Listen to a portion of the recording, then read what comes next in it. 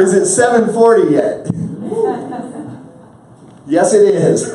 That means we can begin. So I'm going to ask our first speaker to come and join me up here. TEDxCrenshaw, come on up.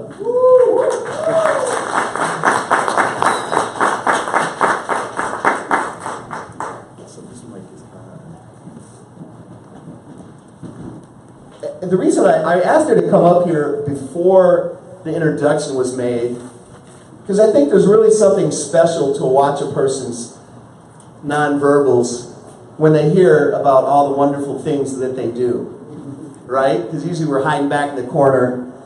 TEDxCrenshaw is a sought-after expert in the field of early child care and education and has worked in a variety of capacities in the nonprofit sector for over 20 years. She is the author of Losing Control, a guide to successful nonviolent parenting, which highlights her passion for bringing education and alternative parenting methods. TEDxCrenshaw is an active member of the community and sits on the board of directors for a charter school in the San Fernando Valley. Welcome our very first speaker tonight. So we had a chat the other day, and it's probably good we did because 6 minutes is going to be tough on both of us. I said when talking about social institutions like school and work, we must also talk about how people are raised. The interaction between nature and nurture is so complex it can be very confusing. You're advocate for parenting with compassion. What if the parent never received that in his or her upbringing? Is this something that can be learned as an adult? That's a great question. So even though someone may not have received compassion in their upbringing from their parent, everyone has received compassion through somebody else, whether it be a parent, whether it be a coach or a music teacher or an aunt. So even though it may not have been in the home, they have received it. And so it's a matter of them thinking back and recognizing that even though they weren't giving it to them as parents, or as children, that they can still give it to the children in their lives. But a lot of that reconciliation has to come with that understanding that we learn that based on how we were treated, we treat others. So they have to understand that, okay, I wasn't given compassion, but I know children deserve it. So even though it's ingrained that children might not deserve it for whatever reason, they have to be mindful and thoughtful and give it to children, remembering how they felt when it was received from whoever it was that gave it to them. So it's definitely something that can be learned, especially when you think about nature versus nurture. They weren't nurtured in that way, but it is in our nature to be compassionate. Now, you had mentioned, and you all probably heard that reconciliation as an adult. When we reconcile our own upbringing. Tell me a little bit about that. So we were all raised in a different way. And the way we were raised really shapes and forms our views of how we treat others and how we see the world. And because we were raised in that way, we internally think that that's essentially the right way. And so we go on to parent or treat other people in that same way. Unless we stop and remember that I didn't like when my mom yelled at me for no reason, so let me take a step back, let me not do it, even though it's second nature to do it. So it's really, I keep saying the word being mindful and remembering how you felt as a child. I think a lot of us forget that as we get older. We get into the routine of just being a parent and trying to get through the day, that we forget what it's like to be a child, and we forget what it felt like when the things that our parents did to us, we do it to others. You've also mentioned that parenting as a human rights issue with disparities as it relates to children versus adults. Yes. So I think I talk about parenting and discipline from a human rights perspective as well, because as adults we are afforded the right to not be hurt, whether it be in the workplace, mentally, physically. We have protections around hostile work environments. In our lives, if our significant other or somebody yells at us or is emotionally abusive to us, we have a label for that. If they hit us, we can take legal action, and it's called domestic abuse. But when you think about children, they don't have any of those rights. Adults are literally allowed to say anything they want to say to them, hit them in a certain way, and the state has even created parameters to where you won't get in trouble if you spank a child with an open hand and don't leave a mark. It's literally written how you can hurt a child and not be held accountable. So that's the human rights piece that I talk about, because once you hit the age of 18, a parent can no longer do those things to their child. Until you are an adult, you can do anything you want within certain parameters. Is there a relationship between discipline as a child and a well-adjusted adult? A well-adjusted adult, what is that?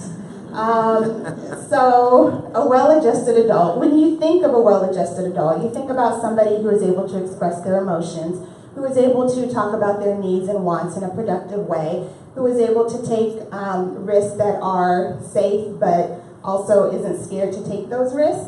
So the parallel or the correlation is whether or not a child was able to have that safe space to do it growing up. Because all of those things mentioned, it takes practice.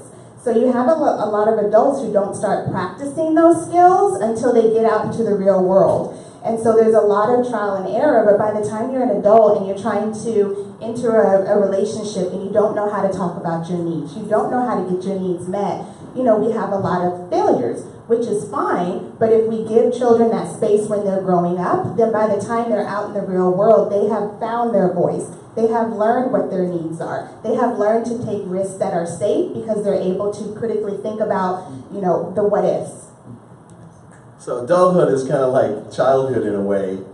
It is like childhood, and it can be a first childhood if your first childhood, when you were a childhood age, you weren't guided in a way to help you be well-adjusted. Yeah, that's a very good point. This is a question I'm going to ask all the speakers, so you being the first one, is, because we could be here for another hour talking about this, what is the most significant thing that you want people to walk away with after your TEDx talk in October?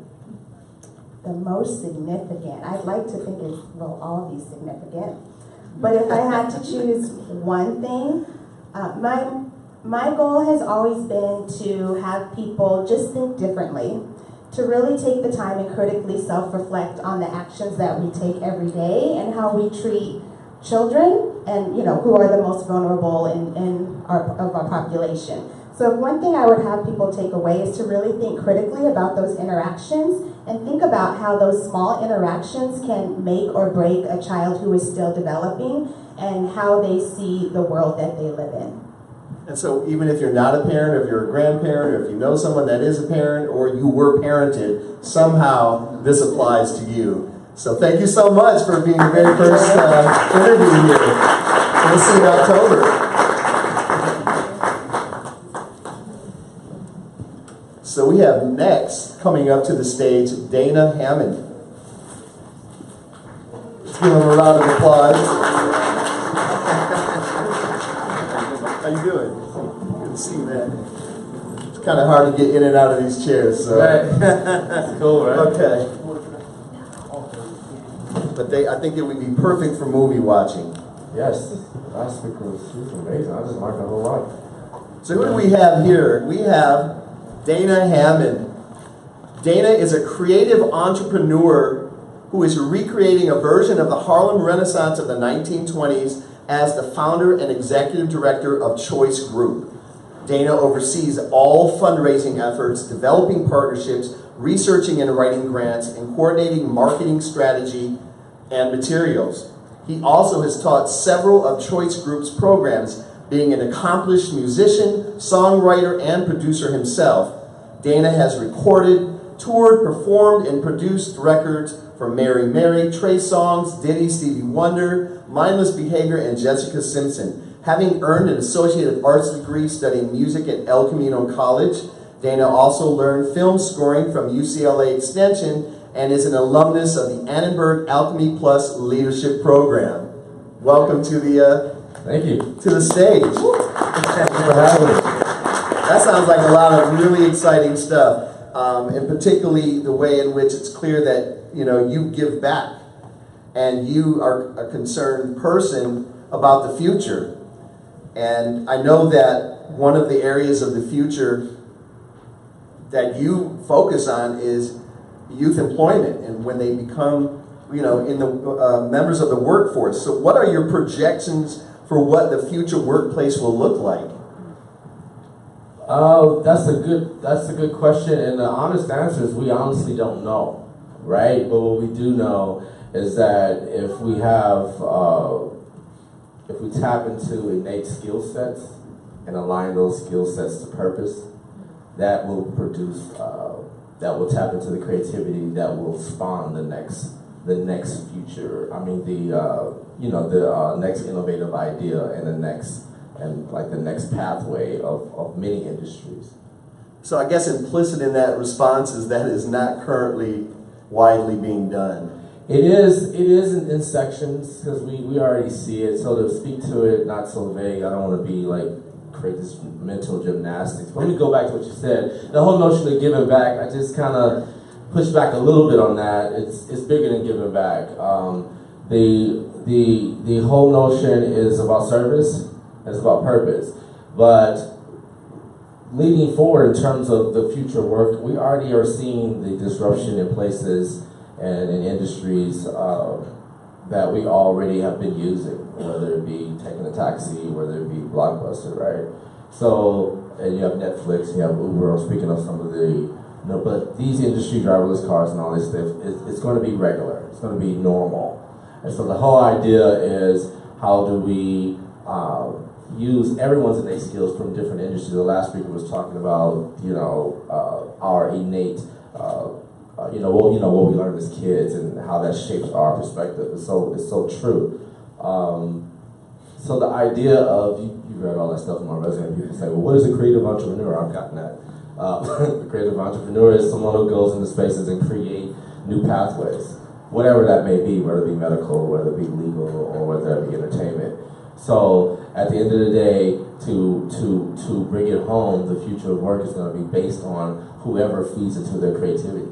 And too long, creativity has been coined as enrichment, or it hasn't been taken serious. It's been even with kids. It's been limited to a few spaces, especially with us Black and brown folks, and we know what those are: sports and entertainment. Am I getting too much in my talk? It's supposed to be I don't know. I'm already giving y'all pieces. I'm trying to. No, this is good. This is good stuff. Okay. And you kind of had the wheels cranking here. I had some questions just in case the wheels weren't cranking, but they're cranking now. And, you waking up? Yeah. Well, they're usually there, but I always fear that they're not. Okay. And I'm glad that you mentioned creativity. This is my perception of kind of how things are now. People are more consumers than they are creators. They're using, when someone uses a program and they're not building the program, for example, they're using devices and they're not creating the devices. Is this going to shift? Are people going to use this technology to be creators instead of consumers? I think if we frame it the right way. At the core of me, I'm a drummer. I play drums really well, right? I'll play the piano and I'll play instruments. And the exposure of different genres. And now I saw with the way the world has moved, the cross-pollination of music and a graphic designer or a fashion designer, or a architect, right, has really been blended, and it's the same level of creativity that from where I sit, it sparks with me when I write music or come up with ideas or worked in the studio or whatever. So it's just a matter of if that's math, if that's science, and I'm not picking those, if that's being a electrician. Too many times we pick these lawyer, doctor things, and it's just like, you really gotta be special, you really have to be passionate about that, and it has to be something driving that. So I'll stop, I don't want to get along with it. Well, I mean, I just know that there's times when I really need an electrician. A doctor or a lawyer or a scientist is not gonna help me with my problem. Here's a question that came up for me as well, was, has the accessibility of original content influenced the ingenuity and innovation of new musicians and musical artists? Say that again. The accessibility, we are able to... You got your glasses, you got some real, you can see real good today. I can go on to Spotify and I can pull up pretty much, any song. Is that... I didn't have that level of accessibility when I was coming up. And I think it is It is, and it's forcing because everyone has the same tools. And I think that's going to, again, that's even in the playing field, it's going to even spark you to have to come with real something special, something really unique, because everyone has the same tools. So yes, and that is a way that can spark new levels of creativity, because the entry points are so, even with video, like whatever it is, the entry points technology has advanced where it's just our normal. It's just super normal to have an iPhone to tell you where where to go. But what's going to become even further down the road is just the whole driverless car notion, the whole, I have an Apple Watch on, and I went bike riding with the Apple Watch in the air, and I didn't have my phone. The phone rang, I was answering my phone going 15 miles an hour down the hill. I mean, this is just where we're going. So it's like now the phone is too much. So the idea of it is, okay, what's going to be the driver? The driver is going to be creativity, whether it be medical advances with people dying like flies from cancer, our food, the future of food, the future of entertainment. This is happening, and I'm happy that, my creativity, and I'm passionate about it, to not just use it from this place of making money or commerce, but to serve. And give me a one-liner, Dana. What's going on? In October, when people come to see here we you, are. what are they I'm going to getting too want? passionate. No, it's not passion When this they come time. in October, I really want individuals to press into the idea of creativity and using that as service. And collectively, how we all have different unique skill sets. It's like a tree, and it's a branch. And so how we all can really share in that and keep watering that tree so the fruit can continue to grow. So when you come to the ripple effect, it's called a ripple effect, obvious reasons, because we all are that ripple effect. So thank you for having me. Awesome, thank you. Thank you so much. That was my first attempt at trying to stop him so I could cut the time off. I don't know if I did so well, but I did what I could. He was fired up by the time, he got warmed up by the time it was time to stop. My next speaker, Ryo Cole. Come on up.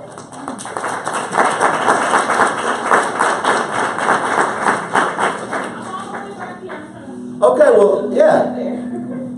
They're playing the music for you. So Ryo and I had a really fruitful conversation in preparation for this evening. And again, someone that I could probably talk with for a little bit more than 6 minutes. So I'm going to introduce you all, or introduce Ryo to you all. Ryo Cole is a successful entrepreneur, philanthropist, and inspirational speaker. She is the owner of Ryo Cole Hair, a celebrity wig line for TV and film, with clients such as Serena Williams, Gabrielle Union, Lupita Nyong'o, Eve, Wendy Williams Show, and shows like Being Mary Jane and The Wendy Williams Show. So the first one was Wendy Williams and her show. See, there goes the vision right there. She is the founder of My Song, an organization that works in conjunction with the Make-A-Wish Foundation that helps children with illnesses and challenging circumstances fulfill their dream of becoming recording artists. She also founded and continues to operate a self-esteem, anti-bullying program for preteens, teens, and young adults. In addition to all this, she is a recording artist, singer-songwriter, and music producer who collaborates with numerous influential music producers, artists, and renowned record labels. Welcome to this. Let's welcome Ryo to the stage. Thank you so much. Thank you. Wow, so I'm going to shift. I'm going to shift the conversation to something that I think we are not aware enough about, and that is eating disorders. And when we had the conversation about eating disorders and really getting deep into it, a question came up that I asked is there cultural or socioeconomic variation in the understanding of eating disorders? That's a good question. Are you guys aware of what an eating disorder is? Kind of? Okay, so pretty much an eating disorder is when you're preoccupied with the thought of food and body weight. And there's obviously three pretty common ones that a lot of us heard about: anorexia, bulimia, and binge eating disorder. Anorexia is when you probably eat very little, and then the binge eating disorder is when you're overeating, when you're full but you're still just eating and kind of feeling a void. And the bulimia is when you force yourself to vomit or you take excessive laxatives. So I am I've had all three, and I'm recovered today, which I'm grateful for. And thank you. But the whole, I'll get to the question. I just want to kind of give a little background. So you guys can clearly see that I'm black. And as a black woman in America, there is the stigma that eating disorders don't affect black people or brown girls, or black and brown men too. So because of that, getting treatment, especially in my family, it was tough because mental illness is not something you talk about. You're going to go on, you're going to work, you're going to become monetarily successful, and you're going to get through racism and just put a smile on your face and keep it moving. So when you have this eating disorder at the same time, there's this voice in your head that's constantly telling you, I'm not pretty, I'm not good enough. Then you're hearing it in society too, so then it makes it feel like it's real. So socioeconomically, when it comes to eating disorders will pick anybody. It doesn't matter about how much money you're making or what type of family you come from. It is something that can affect anyone. However, getting treatment is tough because if you don't have the finances to get the correct support, it can plague you for your entire life. So that's really hard. Now, when it comes to, so the other part was economic, socioeconomic, Yeah. and what was the other part?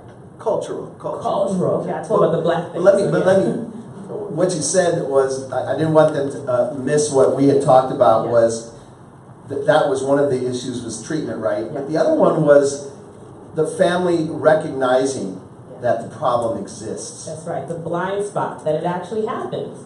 I think because, as I'll just speak for maybe brown and black people, that we do have a thing about being curvy and sensual and confident. So when you're thinking like, I shouldn't eat today, that's a weird conversation. So it is a blind spot, and a lot of times it could be, you won't know you have it because it's not something discussed and it's not something in the media, it's not something at the forefront. So that's how it can become deadly. Eating disorders can kill you. And that's the reality. Well, I know you mentioned the word recovery. Is this something that will stay with you your whole life? Is this, just an eating disorder? Does it go away, or do you learn to manage that? That's a good question. So recovery is different for everybody. Some people, it's just being able to be around all types of food and be able just to eat and not think about how many calories, did I work out enough?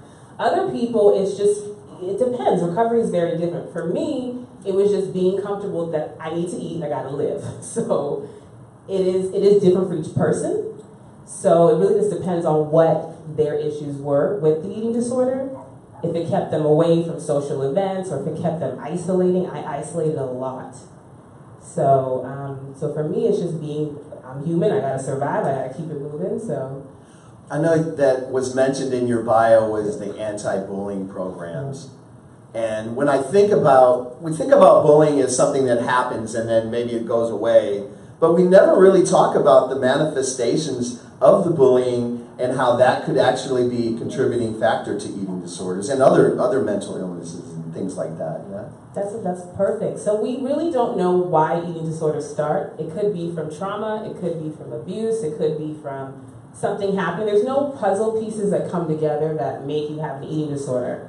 I know when mine started, I was the only brown girl in my class and everyone was telling me, call me the N-word and saying this and that. You're not smart enough, you're not good enough. And my parents wanted me to stay in the school because the education was good. So for me, the only way I could control my emotions was to turn to food. I had nowhere to go.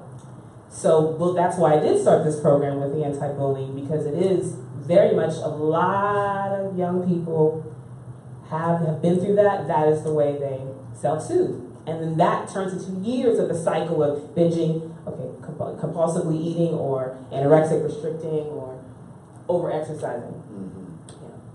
Yeah. And being in the entertainment industry, do you think there's still pressure to have a certain aesthetic? Yes. And just with all the people, I'm not naming any names, but there is a lot of things that I see behind the scenes with clients, and there is a lot of eating disorder things happening. I'm able to recognize it because it is something that I'm aware of, but it definitely is still happening. And on top of the pressure of perfection, absolutely, it goes hand in hand. The last question, you know what it is I know what are people in October going to walk out of that huge theater with after listening to your talk?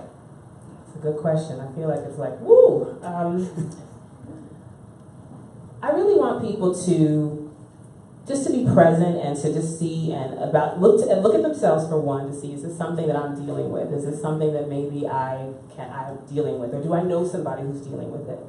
I really want it to become a media conversation because we're just not talked about. And many people are dying and suffering. And I definitely want that ripple effect. Well, you are definitely going to begin the conversation, and you've actually begun the conversation right now. So thank you so much for coming this evening. Thank you guys. Thank you so much.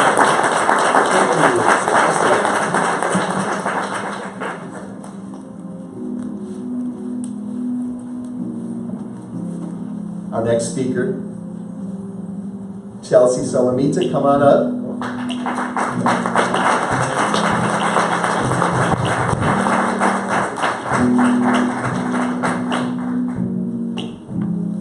Hi.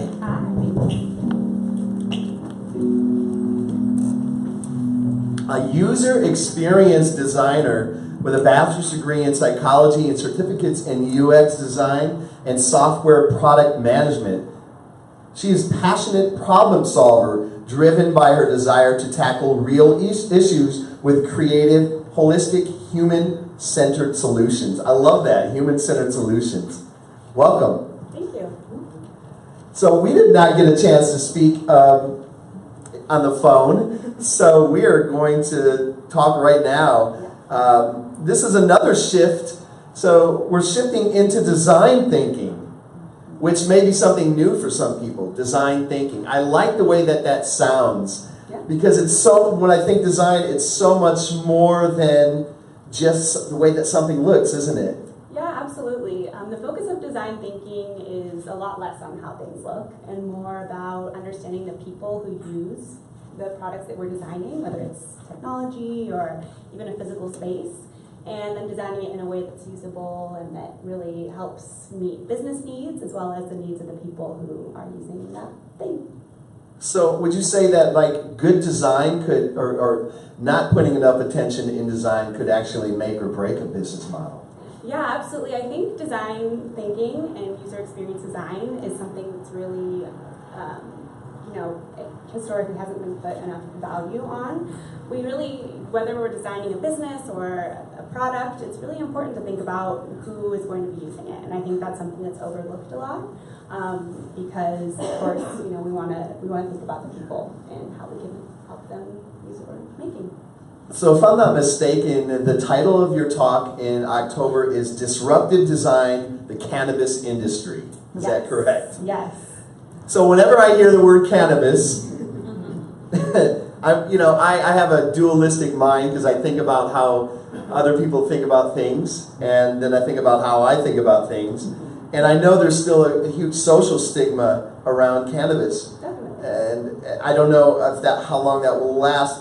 Do you think it will ever, does it impact your work, number one, and how long before you think this stigma is neutralized? Yeah, so I think there's definitely still a large stigma. I'm sure if you've driven around Los Angeles recently, you've seen companies like MedMen who are making an effort to destigmatize the usage of cannabis. But I think a lot more needs to be done to destigmatize people whose lives who have been impacted by unjust drug laws in the past, historically, and to destigmatize involvement in the industry as well for entrepreneurs, because that's an important aspect of it as well.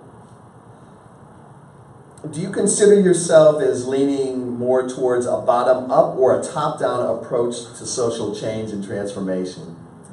I think it definitely depends on the context, but in the kind of world of cannabis and the legal cannabis industry, I think especially for communities in South LA, it's going to take people, bottom-up people on the ground, community leaders, to really work to reduce that stigma. So going out and talking to people, to be able to let them know that it is now, you know, safe and a good idea to get involved in this industry, so that we're bringing, you know, the profits from this industry back into our communities, that we see Black business owners and entrepreneurs involved in the industry as well, to increase diversity and making sure that we have a seat at the table as this industry explodes, because it's going to be huge here in the United States. So from your perspective and where you stand right now, what is your projection of what South LA looks like in terms of the cannabis industry in 5 years?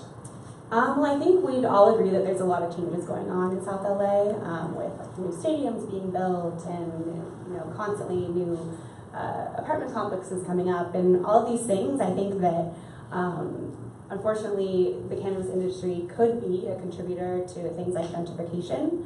But if we are getting Black business owners involved and empowering people whose lives have historically been negatively impacted by the war on drugs and all these laws that have really devastated people, then we're able to kind of shift the narrative and make sure that we are empowered and able to kind of drive the direction of this change. Are there any traditional social institutions within the African American community you think would be a hard sell of the cannabis industry? Yeah, I think probably institutions like churches and more traditionally conservative institutions would be, you know, a little bit, it's a polarizing issue for sure, and I don't want to, you know, reduce or pretend that that's not real. Yeah. But I think that seeing it from the perspective of opportunity and a chance to head in a more positive direction in the future is the best way to go about it. Because I think it's like really a mental shift for people, right? To see cannabis as a business model, not as dime bags being sold, you know. Definitely, and I think, yeah, it's so true. And I think, understandably, there's still a lot of fear and anxiety when you even bring up the word cannabis, because I mean, most people know someone, a brother, a cousin, a friend who has been, you know, impacted in some way, whether they spent time in prison or had some sort of issue that they're continuing to feel the ramifications of. So I think it's important to have conversations like these in order to help reduce that fear and that stigma, and to let people know that, you know, this is an opportunity to get involved in business and empower our community. But it may be a little too soon to come out of the cannabis closet. That's just a recommendation. The final question, I've been wanting to say that in some context for so long. What is the most significant thing that you want people to walk away with in October after your talk? I think I just really want people to understand that taking a strengths-based approach to changing people's lives and empowering them is really important. A lot of the people who have gone to jail or gone to legal trouble for involvement in the drug industry historically, they have skills and knowledge. Unfortunately, it got them into trouble at the time, but those skills and knowledge can be utilized in ways that are productive for themselves, for the community, and can really head in a more positive direction. And I think that word or that phrase, strengths-based, is something that, you know, people have to wrap their head around, and I think if you go in that direction, anything could happen. Thanks so much for joining us. Thank you.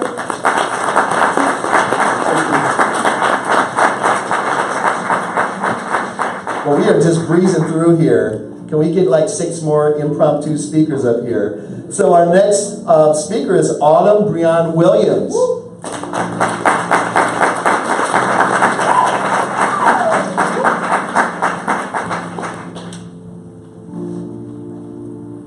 Good evening. Thank you. Sure. So we actually had a conversation as well. Oh, we did. And it went a little bit longer than 6 minutes. That was our test run. So let me introduce Autumn. Autumn is a Stanford Aeronautics and Aeronautics graduate. I'm sorry. Oh, I'm sorry. Let me start over. I told you. I told y'all. Autumn is a Stanford Aeronautics and Astronautics graduate. The only black woman in her cohort, Autumn founded STEMgineers, a STEM-focused, Watts-based after-school program that scaled to 3 cities. Frustrated with the perception of her home as merely a recipient of solutions, she adapted her community organizing and academic curricula for communities in Haiti, India, and South Africa. Autumn is Executive Director of African School for Excellence, which offers a world-class education that is affordable enough for families who earn $6 a day. She has shared her work as a storyteller at venues including the Aspen Institute, Georgetown, and the Smithsonian. Help me welcome Autumn to the stage tonight. I think we both agree is by far one of the greatest forces in shaping both individuals and entire societies. Education. You know, after the family, education is right, it's kind of does that for us, not always in the best way possible. And when I think about all this, I think about this international, this woman who's gone international with this, which is some of us, we don't even leave the state, but to go international is pretty impressive. And I said, and what came to mind is, why do some people think locally while others think globally? I think that there is a terrible misconception that in order to think globally, not even travel globally or behave globally, but just to think globally, that you have to have some sort of privilege associated with socioeconomic status or disposable income or the type of school that you were able to attend. And that's not the case. A really great example of being able to just think globally is the Fees Must Fall movement in South Africa. So basically, college students were very upset that university fees were about to go up by 10%, when most students, and especially black South Africans, could not afford university. They were not able to have any say in it, but the folks that were going to see a salary increase were the university administrators that were mostly white. So they basically said, hey, what can we do about this? This isn't okay.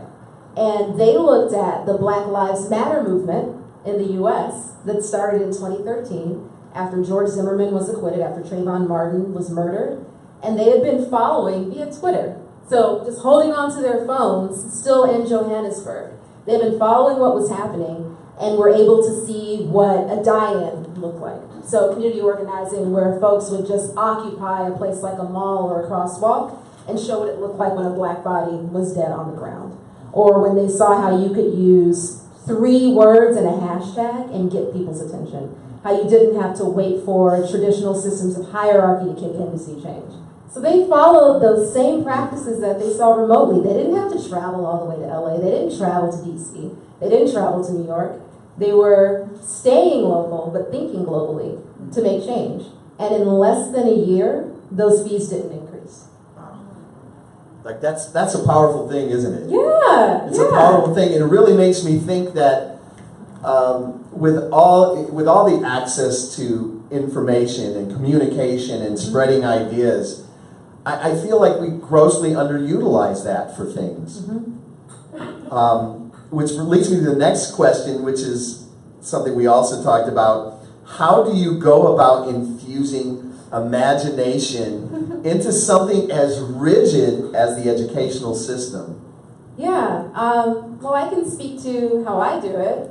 I was trained as an engineer, like you shared from my bio. And engineering is one of those fields where we use design thinking and where human-centered and user-centered design is something that's employed. So it's a place where it's obvious that if you're designing something, the person that's using it has to be able to use that really well, and it has to be the first person that you're thinking about when you're making something.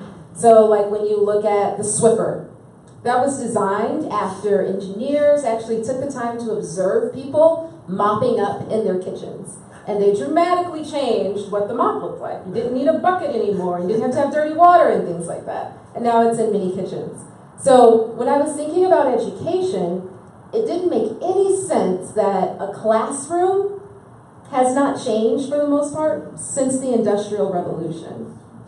So if that were the case for, another industry like medicine, for example, if that had not changed since the 19th century, if somebody sneezed or felt a little bit sick, your doctor would immediately tell you, you know what, we're going to have to get some knives out and start cutting. You got some bad blood in you. We're going to put all your bad blood in these buckets and you'll feel better. It doesn't work like that anymore. We would be shocked if that's how medicine still worked. So why is education the same way? Well, I mean, that's a good question. Are you asking me the question? Because, I mean, education is an extension of the government. People somehow miss that. Unless it's a private or, you know, it's built from the ground up. It has traditionally been government funded, government operated, and even at the higher ed level, when I thought I'd go into higher ed and it was going to be like amazingly creative and imaginative, there'd be no pushback on new things. So one may say that there's an intentionality in that. Right. We don't want to talk about that, do we? Well, I think the way that I infused imagination into a field that I was just excited about was by giving myself the space to ask that question. So kind of like imagine in a really free way and talk to other folks in a conversation like the one that we're having. And then test out some ideas that we had about how to dramatically change education. But instead of the initial pilot being in a place where there was a lot of privilege and then waiting and hoping for it to trickle down to the folks that could benefit from that kind of thinking and learning, instead starting where we could see change really, really quickly and with the folks that we knew needed it the quickest. And that happened to be in a township outside of Johannesburg called Tsakane, where the flagship campus for African School for Excellence is.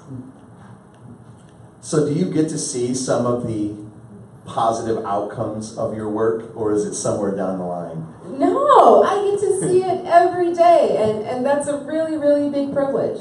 Our scholars came to us as 13-year-olds coming into grade 8. Most of them were still counting on their fingers, couldn't multiply, or didn't know all of their multiplication tables, and were at about a 3rd grade reading level. And we've had those scholars since 2013, so they're in grade 12 now. And we get to see the progress every day, right?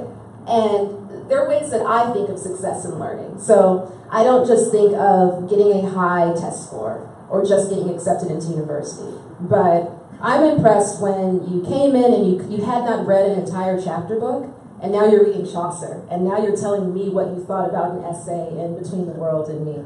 But also being able to collaborate and communicate. And you know what? Not everybody gets to see the rewards of their work. No, so I'm really lucky. But the proof in the pudding that the world kind of defines as success, just a couple of weeks ago, actually, one of our first scholars was accepted into university.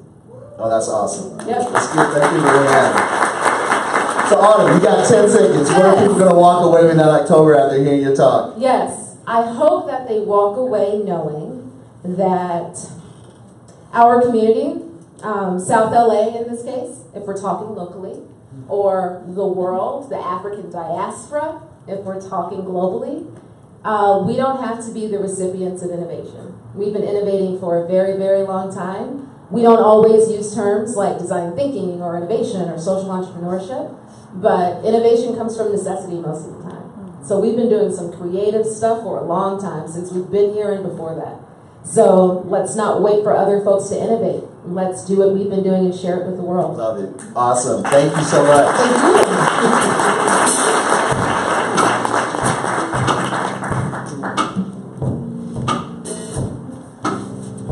We have one more speaker left tonight. Idris Sandhu, can you come up to the stage, please?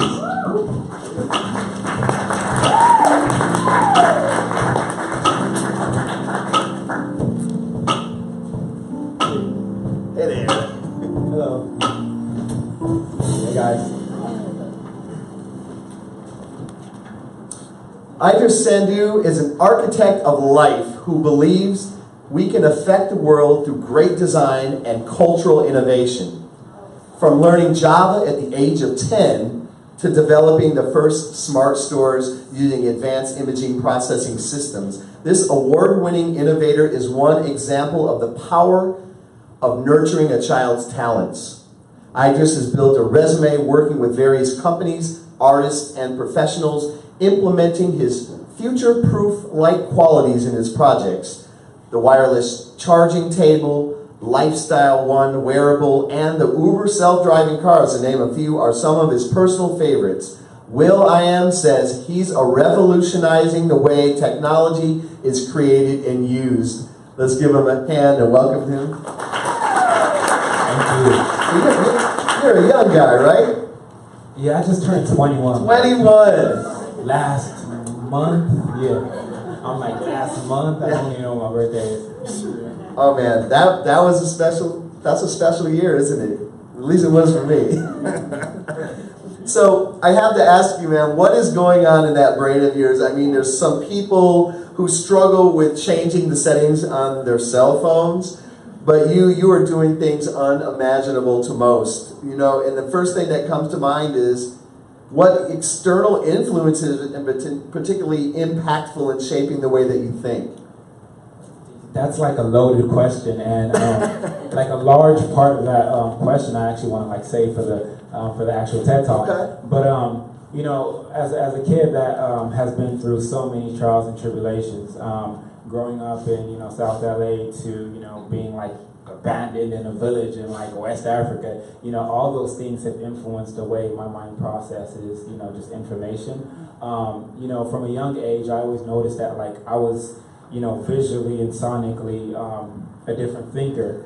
I was later like diagnosed with, I use diagnosed, but it's not a disease or nothing like that. It's a condition called synesthesia. So there's different forms. I have grapheme color, so I can taste color and so many things. And so later finding things out like that, and just finding out that I had hyperfocus. So even just basic things like I would separate it in like a million different ways. That was something that I always had to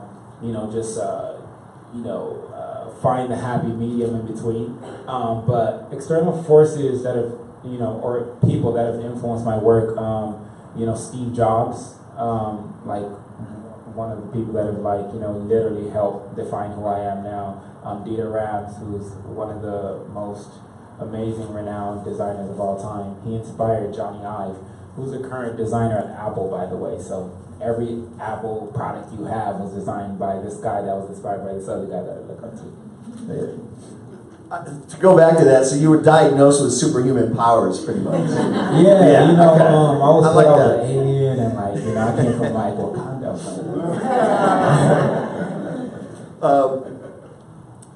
Here's a question I think you might enjoy. What pitfalls exist as we continue to evolve into an automated, mechanized society? Well, that's a real great question. And, to even answer that question, I need to delve into, one of the biggest problems with technology as a culture, and that's consumerism. The rate at which we consume far exceeds the rate at which we produce. Our consumption rate is like super high, and our production rate is super low. So we get placed in this box of consumerism, and we're not able to compete, we're not able to create new products and so many other things, because we're literally in this matrix system that I like to call the SOS, which is the superficial operating system of like the world. And we look at other companies and they're able to scale so much faster and farther because the level of information, it's like, I love education, but like, to me, it's also, especially as related to technology, it's all about information.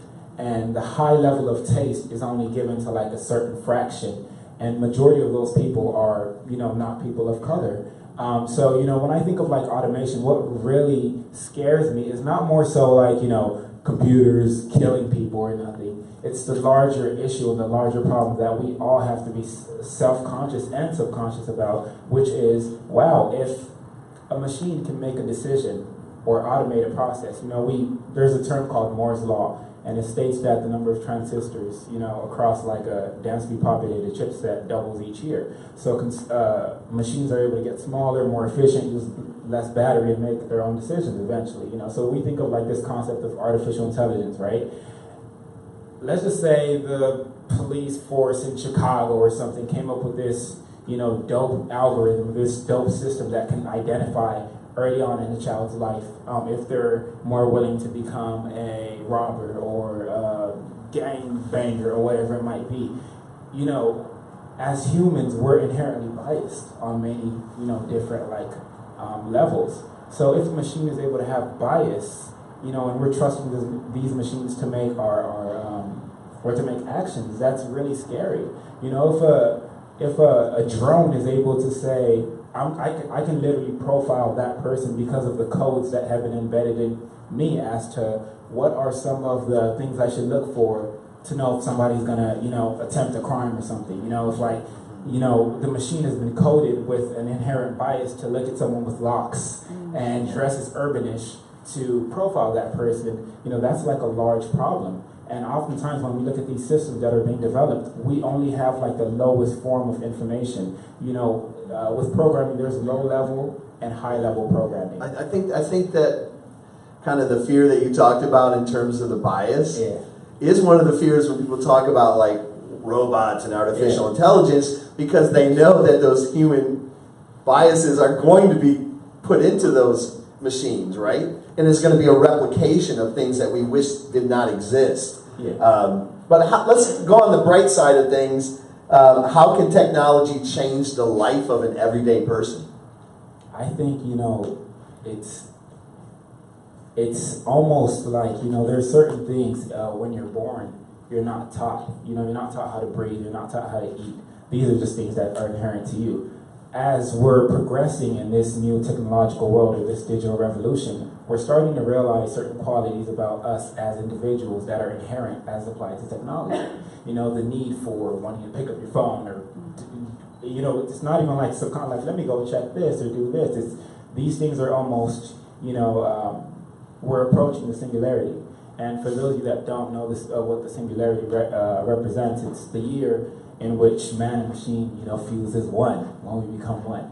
You know, so it's like, you know, to answer that question, it's not more so about what are some things that can help the everyday, you know, life of a person, but it's more so understanding, you know, how can we, in my opinion, like how can we regulate, essentially. Okay. How can we regulate to ensure that, you know, we're not, you know, there's like one of my favorite movies of all time. I'm not trying to go on a tangent, but one of my favorite movies of all time is The Matrix. And in The Matrix, there's this scene where they go down to the core or whatever, and he says, you know, these are machines and we created machines. But the crazy thing is we depend on these machines. Now, you know, it's like, well, we don't really depend on them because we can turn them off at any given time. But would we really turn them off? You know what I mean? If we're relying on... Well, The Matrix is it's an awesome reference. Yeah. And I want you have 10 seconds to tell the audience what they're going to walk away with in October when they see you talk. Oh, a lot. You know, but like... One sentence, one long line. Just understanding, you know,